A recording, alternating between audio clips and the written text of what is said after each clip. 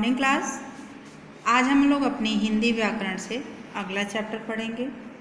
अभी हमने आप लोगों को पिछले क्लास में आप लोगों के चैप्टर्स का पहला चैप्टर भाषा और व्याकरण पढ़ाया।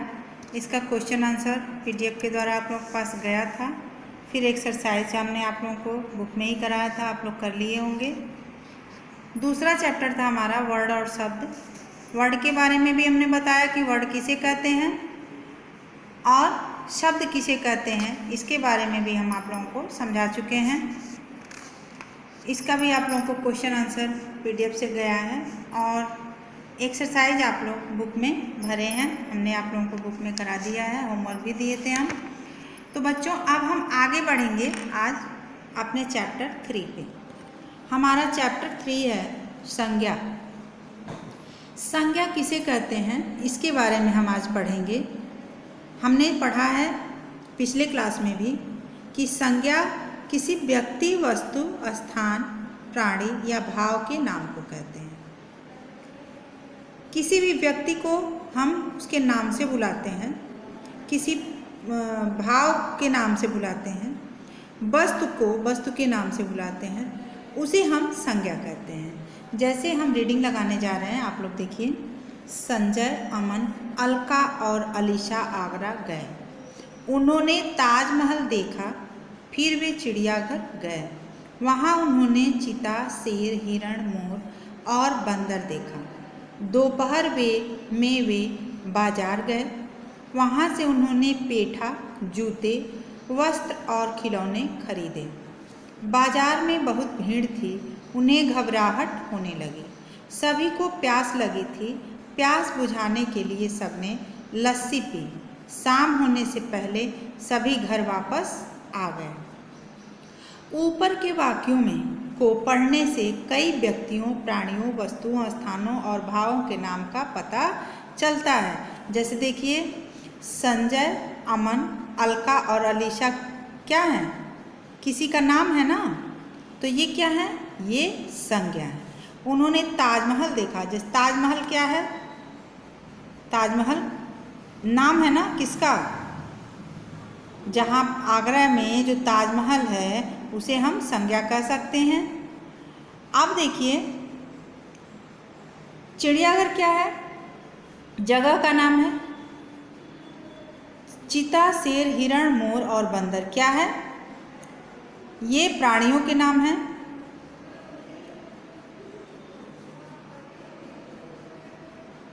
बाजार स्थान का नाम है। पेठा, जूते, वस्त्र और खिलौने ये सब क्या है? वस्तुओं के नाम हैं। बाजार में बहुत भीड़ थी, उन्हें घबराहट होने लगी। घबराहट क्या है? भाव है। घबराहट क्या है? भाव है। शाम सभी को प्यास लगी थी। प्यास क्या है? भाव है। प्यास बुझाने के लिए सबने लस्सी पी। शाम होने से पहले सभी घर वापस आ गए। समझ में आया? तो ये क्या है? जो रंगीन शब्द लिखे हैं वो क्या है? संज्ञा। आगे बढ़ते हैं। अब देखिए, ये सभी संज्ञा शब्द हैं, है ना। अब संज्ञा की परिभाषा क्या होती है? तो किसी व्यक्ति, प्राणी, वस्तु, स्थान या भाव के नाम को संज्ञा कहते हैं। ठीक है, किसी व्यक्ति, प्राणी, वस्तु, स्थान या भाव के नाम को संज्ञा कहते हैं। अब देखिए, संज्ञा तो हमने समझ लिया। अब संज्ञा के भेद कितने होते हैं? तो देखिए, संज्ञा के भेद, संज्ञा के 3 भेद होते हैं। कौन कौन से? देखिए, चार्ट बना है, संज्ञा है।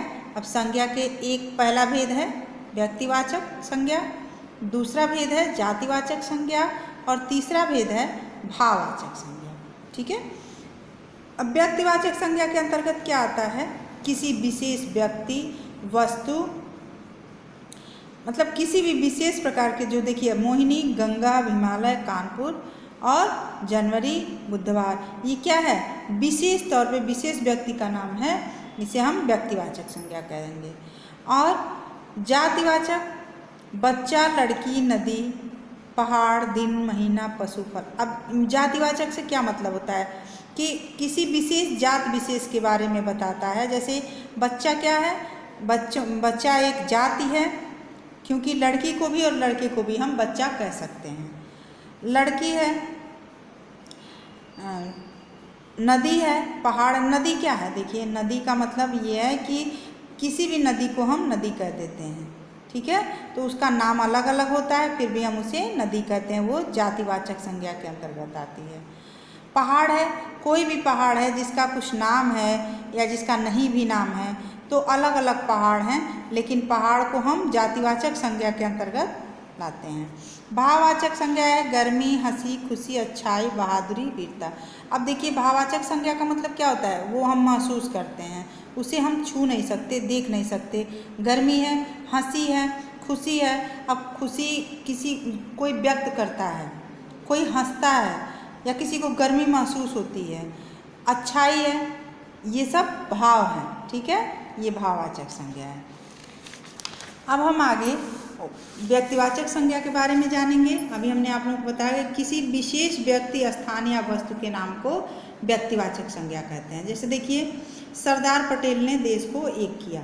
सरदार पटेल कौन है? विशेष व्यक्ति हैं, तो इनका नाम हम किस अंतर्गत लाएंगे? व्यक्तिवाचक संज्ञा के अंतर्गत। यह विक्टोरिया मेमोरियल है। यह विक्टोरिया मेमोरियल कहाँ है? कोलकाता में है। तो विक्टोरिया मेमोरियल क्या है? एक विशेष स्थान है, ठीक है, विशेष स्थान है, इसलिए इसे हम व्यक्तिवाचक संज्ञा कहेंगे। महाभारत धर्म ग्रंथ है। महाभारत क्या है? विशेष चीज का नाम है, मतलब विशेष ग्रंथ का नाम है, इसलिए इसे हम व्यक्तिवाचक संज्ञा कहेंगे, ठीक है। यहाँ सरदार पटेल, विक्टोरिया मेमोरियल और महाभारत किसी विशेष व्यक्ति, स्थान और वस्तु के नाम हैं, ये सब व्यक्तिवाचक संज्ञा है, ठीक है। जातिवाचक संज्ञा, जो शब्द समान व्यक्तियों, प्राणियों या वस्तुओं का बोध कराता है उसे जातिवाचक संज्ञा कहते हैं। जैसे देखिए गाय मैदान में चल रही है, पीपल का पेड़ है, वकील बहस कर रहे हैं। तो क्या हो गया? यहाँ गाय, मैदान, पीपल, पेड़ और वकील जातिवाचक संज्ञा, क्योंकि ये अपने समान एक ही तरह के प्राणियों एवं वस्तुओं का बोध कराते हैं। अब देखिए तीसरा है भाववाचक संज्ञा।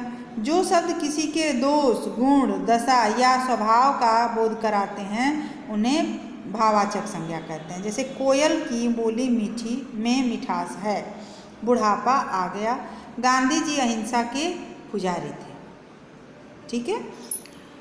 यहाँ मिठास, देखिए यहाँ मिठास, बुढ़ापा और अहिंसा गुण तथा दोष का बोध करा रहे हैं, इसलिए ये भाववाचक संज्ञा है, ठीक है। कुछ और उदाहरण यहाँ दिए गए हैं, जैसे सच्चाई है, ईमानदारी है, सुंदरता, दयालुता, जवानी आदि, ठीक है।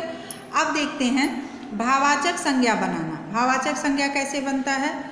तो जातिवाचक संज्ञा सर्वनाम, विशेषण और क्रिया शब्दों से भाववाचक संज्ञाएं बनाई जाती हैं। जैसे देखिए जातिवाचक संज्ञा है लड़का, ठीक, बच्चा, मनुष्य, ये क्या है? ये जातिवाचक संज्ञा है, इनसे भाववाचक संज्ञा हम बनाएंगे। बच्चा, लड़का का लड़कपन, बच्चा का बचपन, मनुष्य का मनुष्यता, मित्र का मित्रता, शत्रु का शत्रुता, वीर का वीरता, शिशु का शैशव, नौकर का नौकरी, कारीगर का कारीगरी, अच्छा का अच्छाई, वीर का वीरता, प्यास का प्यासा, भूखा का भूख, गोल का गोलाई, ऊंचा का ऊंचाई, बूढ़ा का बुढ़ापा, गर्म का गर्मी या गर्माहट, विशाल का विशालता। अब देखिए नीचे कुछ दिए गए हैं, जैसे ये आपने जातिवाचक संज्ञा से भाववाचक संज्ञा बनाया। अब सर्वनाम से भाववाचक संज्ञा कैसे बनाते हैं? तो सर्वनाम हम किसे कहते हैं? जो शब्द संज्ञा के स्थान पर बोले जाते हैं उन्हें सर्वनाम कहते हैं। तो सर्वनाम क्या है? मैं, तुम, वह, अपना, ठीक है ना, ये सर्वनाम होते हैं। तो देखिए अपना का अपनापन या अपनत्व, स्व से भाववाचक संज्ञा बनेगा स्वतत्व, मम से ममत्व, पराया से परायापन, सर्व से सर्वस्व, मैदान से मैदानी, पहाड़ से पहाड़ी, ठीक है। अब देखिए कुछ क्रिया शब्द दिए गए हैं, खेलना, हारना, उड़ना, जो कुछ हम करते हैं उसे क्रिया कहते हैं। तो क्रिया शब्द दिया गया है, उसमें क्या है कि जो हम काम करते हैं उसे हम क्रिया कहते हैं। तो क्रिया शब्द से भाववाचक संज्ञा का बनाना, देखिए खेलना क्या है? क्रिया है। खेलना, कूदना, हारना, जीतना, ये रोना, खाना, हंसना, ये सब क्या है? क्रिया है। तो क्रिया है खेलना, तो खेलना से है खेल, हारना से हार, उड़ना से उड़ान, लिखना से लिखाई, पढ़ना से पढ़ाई, जवान से जवानी, गहरा से गहराई। ठीक है। अब है देखिए संकेत, विद्यार्थियों को बता, अच्छा ये छोड़िए, ध्यान दो, प्राणी वस्तु स्थान, किसी प्राणी वस्तु स्थान या भाव के नाम को संज्ञा कहते हैं। संज्ञा 3 प्रकार की होती है, व्यक्तिवाचक, जातिवाचक और भाववाचक। जातिवाचक संज्ञा सर्वनाम, विशेषण तथा क्रिया शब्दों से भी भाववाचक संज्ञाएं बनाई जाती हैं। तो बच्चों ये आपका चैप्टर था संज्ञा, हमने आप लोगों को समझा दिया। आप लोग फिर से एक बार इसे रीडिंग कर लीजिएगा, बस ध्यान से अगर रीडिंग करेंगे आप लोग तो ये चैप्टर फिर आप लोगों को समझ में आएगा, जो समझ में नहीं आया होगा वो। अब देखिए हम एक्सरसाइज की तरफ बढ़ते हैं। ये एक्सरसाइज हम आप लोगों को जो भी करवाते हैं उसे आप लोग बुक में ही भर के और बुक से ही पढ़िएगा, उसे कॉपी में नहीं नोट करना है। सही उत्तर पर सही का चिन्ह लगाओ। पशु, पक्षी और कीट डैश संज्ञा के उदाहरण किसके, जातिवाचक, व्यक्तिवाचक या भाववाचक। तो हम यहाँ लिखेंगे जातिवाचक, जातिवाचक पर सही का चिन्ह लगाएंगे। चीन, हिमालय और रणवीर डैश संज्ञा के उदाहरण है। चीन, हिमालय और रणवीर विशेष व्यक्ति हैं, विशेष व्यक्ति के अंतर्गत आते हैं, इसलिए ये व्यक्तिवाचक संज्ञा है। वीरता, स्वच्छता और सुंदरता डैश संज्ञा के उदाहरण है। जातिवाचक नहीं, व्यक्तिवाचक नहीं, भाववाचक। ये सही होगा भाववाचक। यहाँ पे आप टिक लगाइए और यहाँ इसे भरिए। अब देखिए आप लोगों को हम शब्द दे रहे हैं, आप लोगों को खुद से भी करना है। सही संज्ञा शब्द से रिक्त स्थान भरो। भारत की राजधानी दिल्ली, भारत की राष्ट्रभाषा हिंदी, हिमालय की सबसे ऊंची चोटी कंचनजंगा, भारत के प्रधानमंत्री का नाम क्या नाम है, नरेंद्र मोदी, भारत का सबसे बड़ा शहर क्या है, वो आप लोगों को ये अपने से तीनों लिखना है, 2 हमने लिख दिया है। अब व्यक्तिवाचक संज्ञा शब्दों के लिए जातिवाचक संज्ञा लिखो। भारत, चीन, जापान क्या है, ये देश है। गंगा, यमुना, नर्मदा क्या है, नदी है। पटना, जयपुर, भोपाल शहर। मारुति, अल्टो और इंडिका कार। पंजाब, गुजरात, राजस्थान प्रदेश। ठीक है। अब ये देखिए आप लोग खुद करेंगे। व्यक्तिवाचक संज्ञा शब्दों को रेखांकित कीजिए। गंगा किनारे अनेक नगर बसे हैं, ऋषिकेश उनमें से एक है। गंगा संज्ञा है, ऋषिकेश संज्ञा है। मुझे मणि और रमन मिले, मणि भी और रमन भी क्या है, संज्ञा है। हम सचिन के बारे में बातें करने लगे, सचिन भी किसी का नाम है। चक्रव्यूह को तोड़ने में केवल अर्जुन पारंगत थे, अब अर्जुन, फिर भी अभिमन्यु ने साहस दिखाया। ठीक है। बचपन में शिवाजी ने महाभारत और रामायण की कथा अपनी माँ जीजाबाई से सुनी थी। ठीक है। अब ये 2 लाइन का आप लोगों को खुद से छांट के लिखना है। अब ये भाववाचक संज्ञा बनाओ। बुरा का बुराई, चालाक का चालाकी, स्वतंत्र का स्वतंत्रता, सेवा का सेवाएं, खट्टा का खट्टापन, बहादुर का बहादुरी, मधुर का मधुरता, गरीब का गरीबी, मनुष्य का मनुष्यत्व, साधु का साधुता। ये आप लोगों को खुद से करना है। कुछ एक्सरसाइज आप लोग अपने से भी करिए, तब आप लोगों को प्रैक्टिस में रहेगा और याद रहेगा। ठीक है।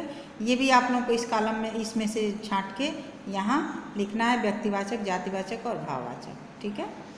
तो आज का हमारा चैप्टर यहीं समाप्त होता है। देखिए एक और है, छूट जा रहा था। सही भाववाचक संज्ञा शब्द चुनकर खाली स्थान भरो। बच्चों आपस में लड़ाई मत करो। अब यहाँ 2 भाववाचक संज्ञा दिया है, उसमें से सही जो भाववाचक होगा उसे करना है। मुझे उसकी दशा पर डैश आ रही थी, हंसी की हंसा, हंसी आ रही थी, तो आप लोग हंसी को यहाँ लिखेंगे। मैंने बहुत पानी पिया पर प्यास नहीं बुझी, ये प्यास को यहाँ लिखेंगे। सब बैठ जाओ और पढ़ाई शुरू करो। पढ़ना भी हो सकता है, पढ़ना शुरू करो, नहीं पढ़ना नहीं होगा, पढ़ाई करो। अगर शुरू लिखा होता तो पढ़ना होता। ठीक है। मुझे अक्सर अपने बचपन की याद आती है। ठीक है। बचपन डैश हमारा जन्मसिद्ध अधिकार है, क्या, स्वतंत्रता हमारा जन्मसिद्ध अधिकार है। इसे भी आप लोग भर लेंगे और बुक में ही से ही पढ़ेंगे। तो आज का हमारा ये चैप्टर यहीं समाप्त होता है। अब हम अगले चैप्टर में मिलेंगे फिर अगले वीडियो के साथ। तब तक आप लोग ये चैप्टर कंप्लीटली पढ़ के और आप लिख लीजिएगा। PDF से इसका क्वेश्चन आंसर हम भेज देंगे और उसे अच्छे से अपने नोटबुक कॉपी में लिखिएगा, लिख के फिर लर्न कीजिएगा। और आप लोग अपने एग्ज़ाम की तैयारी बहुत अच्छे से कीजिए। ठीक है। तब हम मिलते हैं अगले वीडियो में, तब तक बाय।